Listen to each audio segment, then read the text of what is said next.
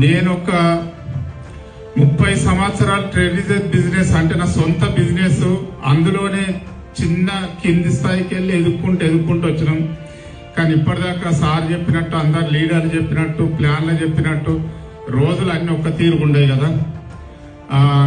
Corona అందరి ప్రభావం, అందరి లెక్కలు తేల్చింది. ఆ లెక్కలు తేల్చేదంటే నేను కూడా ఉన్నా.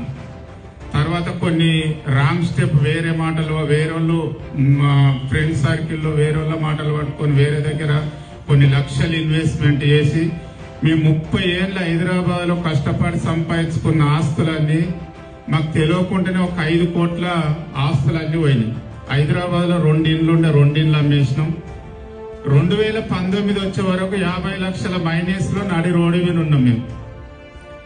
5 కోట్ల ఆస్తి సంపాదించుకున్నది పోయి 50 లక్షల అప్పు మైనస్ లో నడి రోడ్డు మీద ఉన్నాం.